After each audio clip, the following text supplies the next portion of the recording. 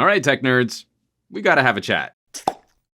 Smartphones are becoming a commodity. We've all kind of agreed on what the form factor of a mobile pocket computer should resemble, and straying from that is very difficult. We've been dancing around alternative interactions or alternative gestures on phones for a while now. This is my old Galaxy S5, which had a whole series of different air manipulations that you could use to interact with apps on the phone. The final attempt at Samsung's vision of some kind of Minority Report gestures for our phones. Since the Galaxy S5, we've only seen a handful of other attempts towards aerial smartphone use. Lots of people this year making fun of air gestures on the LG G8, using this sort of front time of flight sensor and a very intricate dance of hand choreography, and culminating this year with the radar gestures for the Pixel 4. One of the criticisms of the Pixel 4 is that it doesn't do enough. You can swipe to change tracks in music, silence an alarm or a phone call,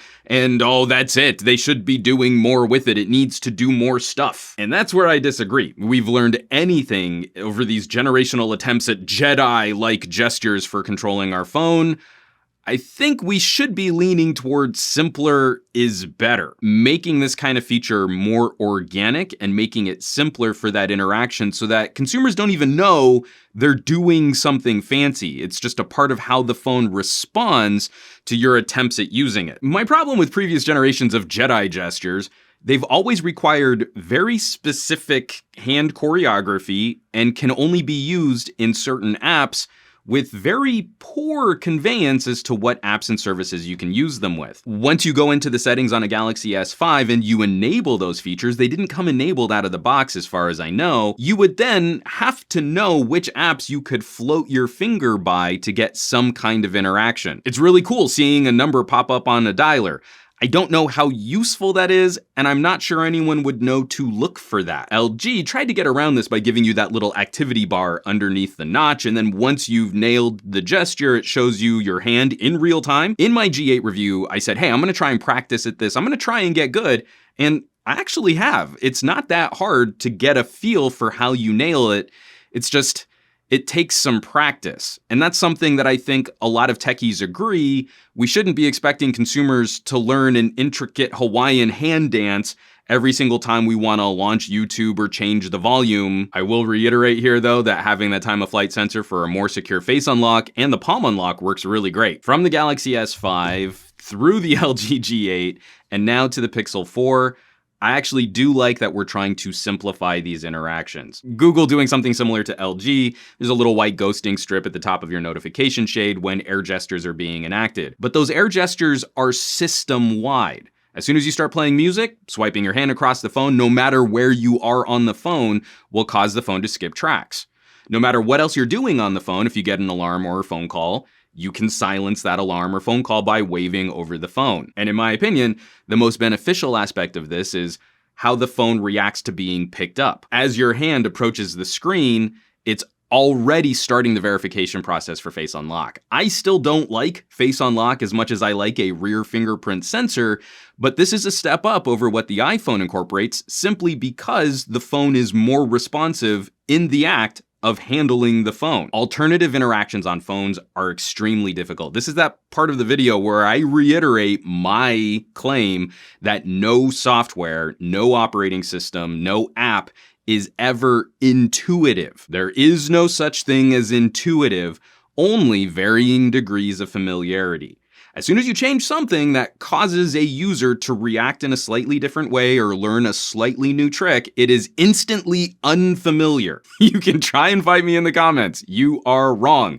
Nothing is intuitive. You are just comfortable with different ways of using different devices. I think it would be really cool if you could flip up and have your app drawer slide up, or flip down and have your notifications show. Maybe swiping side to side in different apps could have different functionality for the back button in the browser. But automatically, can't you hear what the problem is with tacking on more functionality? Those are the types of interactions I'd like to see, so I would know that they were there. But how do we prime a broad and diverse community of users to know where, when, and how to interact with those kinds of gestures. Conveyance is a huge problem. If we can get users a bit more familiar with some of the basics, additional functionality with a couple simple swipes, but then we're building in functionality that just seamlessly fits into the background of how the phone is handled, I think that's the more winning strategy. The commentary on this is very frustrating because at once, tech geeks are very upset that the Pixel 4 isn't doing more to impress them,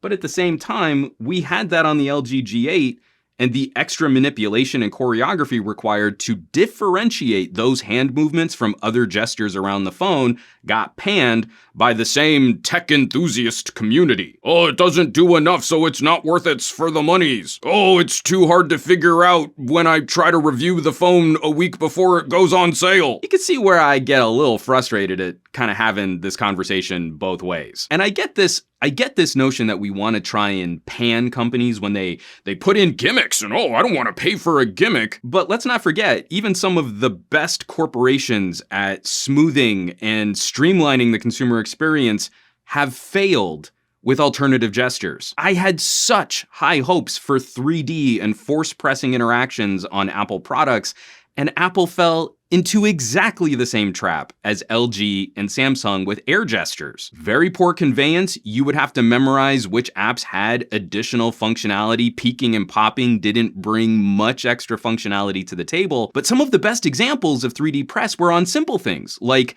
being able to scrub your text on a keyboard cursor by pushing into the keyboard. Now moving into future generations of iPhone where they're just dumping this force pressing hardware, you don't get the same experience with long pressing. It was different. This was better, but it was better on the simple stuff, not on the additional menu functionality stuff. I really think Apple missed a huge opportunity to do something really exciting, like turn the entire screen on the iPhone into your home button. Instead of having some weird, awkward swipe, I don't like gestures. The entire screen could be our home button, double tap for multitasking, long press with a force press into it for some other additional functionality. We really could have designed these phones for an all-screen experience. Instead, we just tried to replicate the button with other awkward swipes and movements and power buttons and multi-button presses. 3D Touch would have worked if it had covered the basics. Air Jedi motion gestures work better when they focus on the basics. Just a little off the cuff rambling here, folks. Drop a comment down below. What has worked on other phones? I don't want to make this video a testament to panning attempts and panning experiments. What experiments worked? What were some positive aspects where a company said, hey, you can do something a little bit different with this phone, and then that turned into something that we expected on future devices? For one, I'm thinking taller aspect ratios. That seems to have made it into the mainstream. We now want taller, skinnier phones. Drop a comment down below. Those are the kinds of conversations I love getting into. As always, folks, thanks so much for watching, for sharing these videos, subscribing to this channel.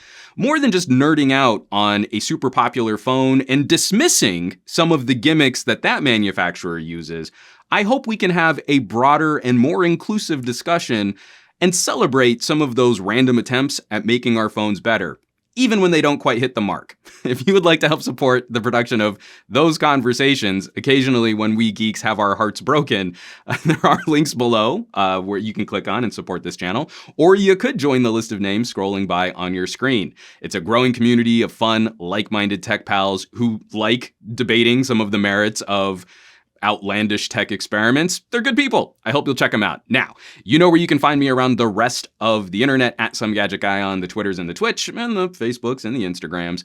And I will catch you all on the next video.